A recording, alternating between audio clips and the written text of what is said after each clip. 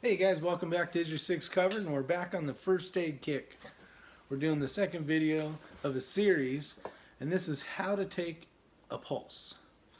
And there's many reasons to take a pulse. You can find out if someone's conscious and their heart's pumping, or you can just tell if you want to check your pulse. Maybe you're doing an exercise and you want to keep your heart rate at a certain level.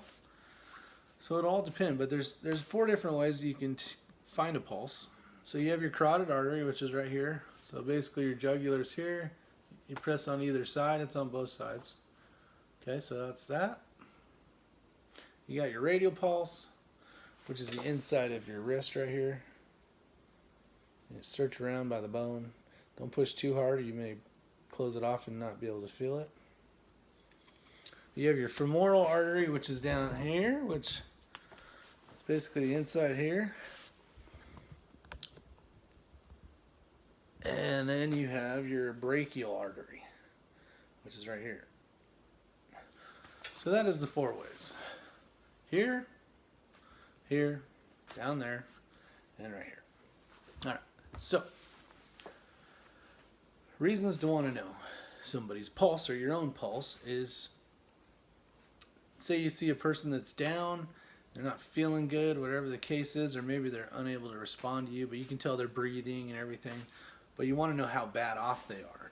Something that you can use is you want to get kind of a set of vitals, per se, of what we're looking for. We usually go get a blood pressure, respirations, and the stuff I'm going to show you on how to get a pulse is the same thing you would do for respirations, except instead of feeling for a pulse, you can either keep your hand on their chest and watch it rise, or you can just simply watch them breathe.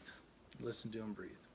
So what we'll do is we'll take a clock that's 60 seconds, right? Gives us a minute. And we're basically looking for how many times has the pulse thumped, right? The heart pumped and brought new blood to the artery and made it basically pulsate. So one of those areas I showed you, we're going to hold it there for 15 seconds. So I'm going to hold it here for 15 seconds and I'll pretend that I did. And I come up with 20. Okay, that's going to give me a pulse of 80. So that's a nice, normal resting pulse for an adult. And I'll get into something here a lot of people don't know. But say you have a child and you're kind of worried about your child. We'll start from first month of life. 70 to 190, between 1 and 11 months, 60 to 160, 1 to 2 years old, 80 to 130, 3 to 4 years old, 80 to 120, 5 to 7 years old, 75 to 115, and 7 to 9 years old, 70 to 110, and 10 years old of age, 60 to 100, and children 10 all the way up to adults, 60 to 100. Okay, so in the medical field, we don't remember any of that stuff. We remember 3 of them.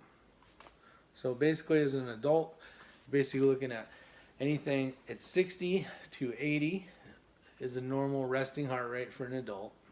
And then you have 80 to 100 for like a teen, a child, not an infant, but a child. And then from 100 to 120, right in there. So if it's adrenaline, if it's a kid and they're scared because the fire department showed up, or whatever the case is, that's going to help elevate their heart rate as well. So you got to take some of those factors into mind when you're doing it. But so we do the same thing.